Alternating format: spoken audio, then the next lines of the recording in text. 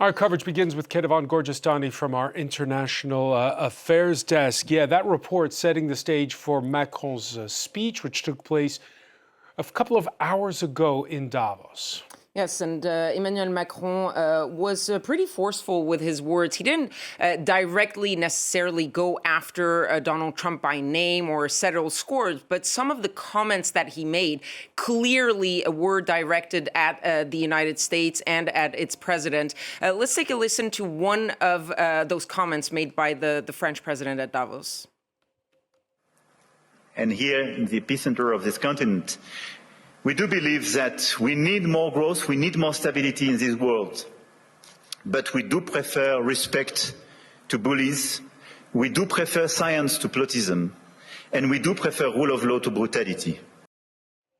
Emmanuel Macron making the case for defending the transatlantic alliance and the alliance among countries. And also, at some point in the speech, he also talked about refusing a world where might makes right. And that, of course, could apply to China, but it could also apply very clearly right now to the United States. And you've really seen over the past 24 hours this escalation between the two. And even when you look at those texts that were exchanged, when you look at Emmanuel Macron's comments versus, for example, the Norwegian Prime Minister and Finnish President, or the NATO Secretary General, it seems that Emmanuel Macron is the one that's willing to go a little bit further in telling Donald Trump this is not going to work, whereas the other ones are trying to be a little bit more nice to the U.S. president, if you will. But it clearly seems, when you listen to some of the Europeans, that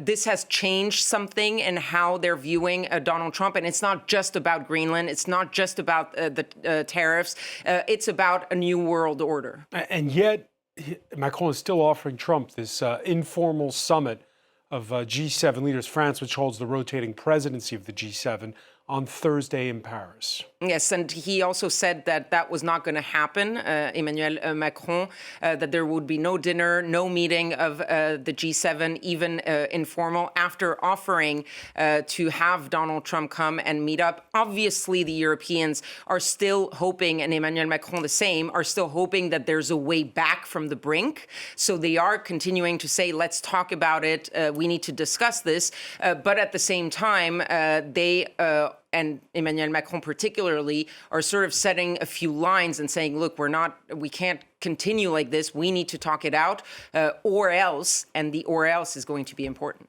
All right, for more, we're joined by retired Ambassador Patrice Paoli, who's, along with other diplomats, called for France to have a more forceful voice in the region that you are most associated with, that is to say, the Middle East. But your reaction to how Emmanuel Macron is handling Donald Trump? Well, I think, in a way, first of all, I say that we cannot but agree with what was said by our President Macron today. I think it's time. The question was, in the past months, not what we were expecting from Trump. We know that we can expect a lot and probably lots of surprises. But my question was rather, what are the reactions of the Europeans? And I think that it's time that the Europeans react to the initiatives that Trump is Did it send a mixed message, the French president, forceful, saying we're not going to join your board of peace, but then afterwards offering by text message this meeting with Trump on Thursday after Trump has been to Davos? Well, I don't know what the intentions were in proposing this meeting, but we have always been in favor of discussions and cooperation. This is one of the main words that President Macron used today, was cooperation. We need more cooperation in this world, and just reacting to this violating international law or downgrading international law every day. So I think it's time that the Europeans unite and speak in one voice to defend the values that we stand for, which are multilateralism, the rule of law, international law. As a diplomat, maybe there's a question you can answer for us.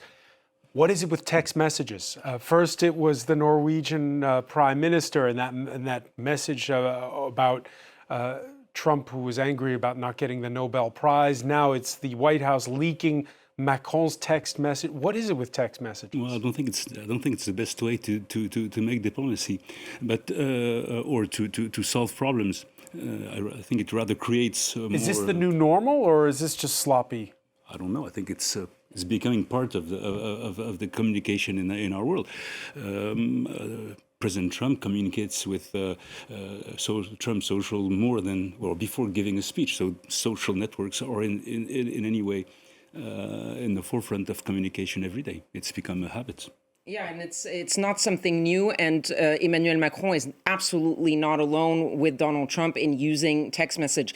These leaders communicate all the time. We see readouts when they have an official phone call, but they are in contact very regularly because sometimes you just can't wait to set up a long 1 hour phone conversation. You just need an immediate sort of, we need to talk, this is what's happening. And Emmanuel Macron, and we saw that other leaders are doing the same thing. And I think this is just the new modern way of doing diplomacy. You have the old way, the sort of formal calls, and you have the day-to-day especially among allies, a day-to-day sort of exchange by text message. And this is something that the French president is not unique in using.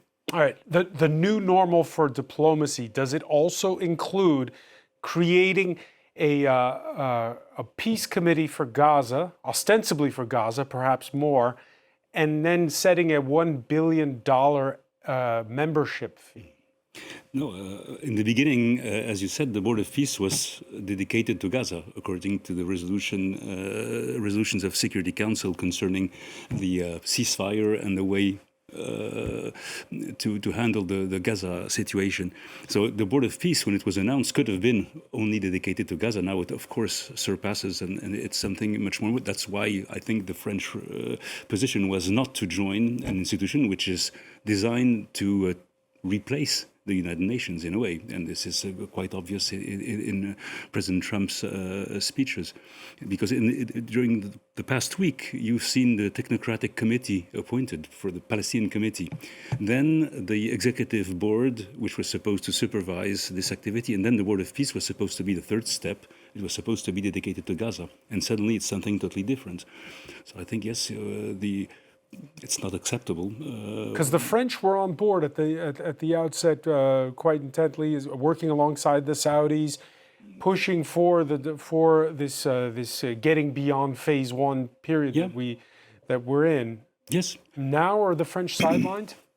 Well, I don't know what the consequences of what is happening now will be tomorrow in terms of the Palestinian question. But yes, we were on board after the ceasefire was put in place. It's not a real ceasefire, but the cessation of hostilities, let's say, in Gaza. We joined. We were part of a number of committees working alongside with our partners and with the Americans to try and solve the issue, or to achieve headway on this question.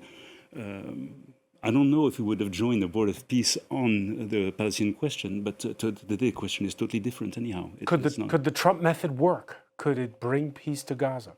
Well, it hasn't until now, and I think that what we see on the ground is not conducive to any kind of optimism, because the cessation of hostilities is not in place. There are military actions every day. There is no real channel of humanitarian assistance coming into the Gaza Strip. So we have not fulfilled, as the international community, the commitments that were made in the beginning concerning the Gaza issue. So we were working as hard as we can in the committees that exist to provide assistance, humanitarian assistance, to solidify the ceasefire and work towards what we thought was the goal, because the Franco-Saudi initiative is mentioned in the Security Council resolution, which approved the Trump plan on Gaza, and in our view, this should lead to a political solution. So, one final question for you. This is the first anniversary of Donald Trump's inauguration to a second term. We've been discussing everything from Greenland to Gaza, just how much the politics of old have been upended. Why? Why is it like this? I think that we have leaders who have different logics of power, who defy international law, the rule of law in general. I think that what is the case now on the international scene is probably also the case in the United States as well, in many ways. So I think that it's time that we react. I think that we've been quite silent or accepting too much, always trying that you can negotiate or you can arrange things. And I think that... So a tariff war might be a good thing? Excuse me? A tariff war might be a good thing? I'm not saying that it's a good thing, but you have to react with the means you have. So we don't know, France or European Union did not declare a tariff war against the United States. But we will have to envisage what has been discussed today, I don't know how you call this in English, but the anti-coercion instrument. Anti-coercion instrument. Yes, I think that you have to reason. The problem is to know if the Europeans will be united in this effort. Viktor Orban has accepted the Board of Peace, for instance, and what we have seen until now is that the Europeans find it difficult to, I would say, assume the same common interest. And I hope that the bilateral temptation will not prevail and that there will be a real effort and a real unification of European efforts to protect the rule of law and multilateralism, because that is what it's all about today. Patrice Paoli setting the table for the drama still to come at a EU summit that's been called for Thursday.